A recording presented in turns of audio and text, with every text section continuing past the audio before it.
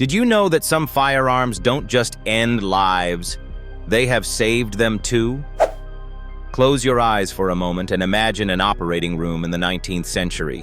No advanced anesthesia, no cutting-edge surgical tools, just the sharp edge of a blade and the sheer resilience of the human body. But what if I told you there was a gun invented to revolutionize surgery? Yes, you heard that right. This isn't science fiction, it's fact. The surgical gun, an invention that changed how we deal with devastating injuries. Stick with me to uncover this fascinating piece of history that's equal parts bizarre and brilliant. Oh, and I promise, it's a story that will shoot your curiosity straight through the roof. The surgical gun, or more accurately, the Physio-Londaise gun, was one of the most forward-thinking solutions of its time. Invented in the early 1800s by Dr. Jean-Louis Londaise, a French physician working during the Napoleonic Wars, this firearm wasn't loaded with bullets or explosives. Rather, it was loaded with serums. Yes, serums. Picture this. Injured soldiers on the battlefield, limbs at risk of infection, often facing dire situations. Standard medical practice back then was amputation, brutal and unbearably painful. Londaise wanted to find a way to preserve limbs and improve survival chances. Enter the Physio-Londaise gun. The device was designed to inject therapeutic substances directly into tissue with precision force. It worked on a mechanism similar to an air rifle, using compressed air to expel the serum at high velocity. The needle wasn't even necessary. This gun broke through the surface of the skin by using the sheer speed of the fluid it discharged. Londaise claimed his biomedical firearm could deliver medicinal agents faster and more effectively than traditional means. An absolute game changer, right? Now, before you assume that the surgical gun became a common fixture in hospitals, think again. Like any groundbreaking invention, it was controversial from the start. Many doctors were skeptical about the idea of replacing careful manual injections with something that looked and functioned an awful lot like a weapon. People thought Londaise was mad, and his Physio-Londaise gun, they said, was more theater than therapy. But here's a twist. While the surgical gun didn't change battlefields overnight, it planted seeds for something much bigger. Londaise was among the pioneers of hypodermic injection, long before syringes, as we know them, became mainstream. At the heart of his invention was the revolutionary idea that medicine needn't always take the scenic route through the stomach. Instead, it could go straight into the bloodstream and start acting immediately. Let me paint a scene for you.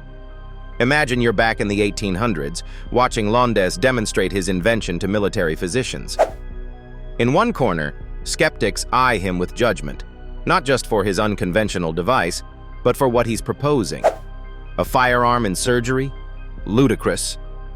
Yet Londaise is calm.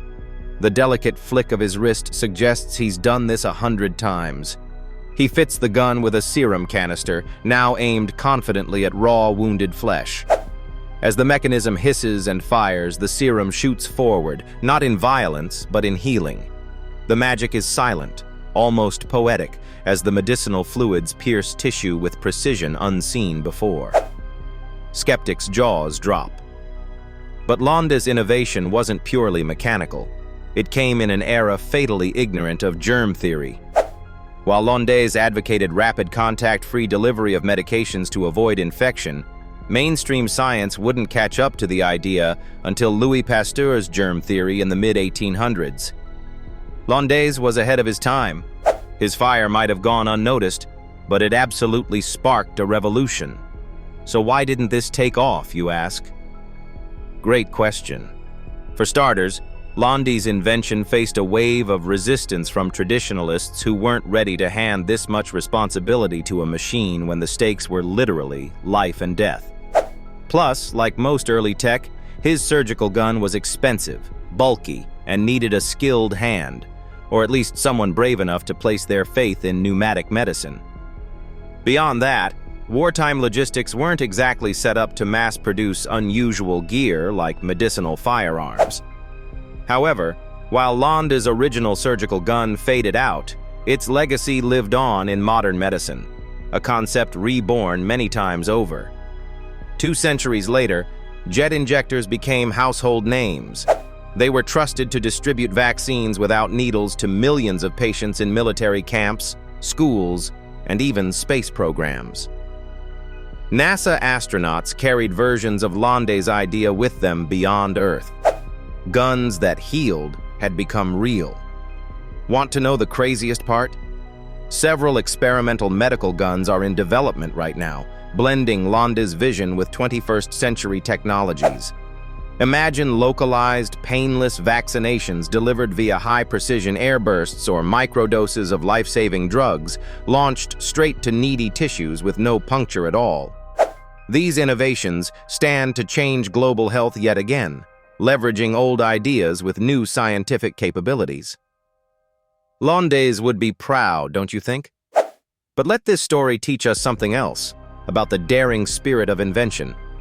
Guns get a bad rep, often deservedly so for their violent associations. Yet here was an inventor who dared to see beyond destruction and ask, could this tool, built for harm, be turned into an agent of healing? Landes's pioneering work straddled 2 worlds, the battlefield where guns took lives, and the hospital where he hoped they would save them. Now, close your eyes one last time. Picture a weapon not of war but of recovery. Let that idea simmer. Did Jean-Louis Landes truly invent the first healing gun? You bet. And while his invention didn't become the ubiquitous standard for care, it undoubtedly aimed far beyond its time. So the next time someone hesitates to believe that guns could ever be used to heal, show them Landes' Landes gun. Remember that invention springs not just from necessity, but imagination. The belief that no matter how often a thing has been one way, it can always be another. This, folks, is your story for today. A gun that saved arms, not at the expense of lives, but to preserve them. Keep wondering, keep questioning.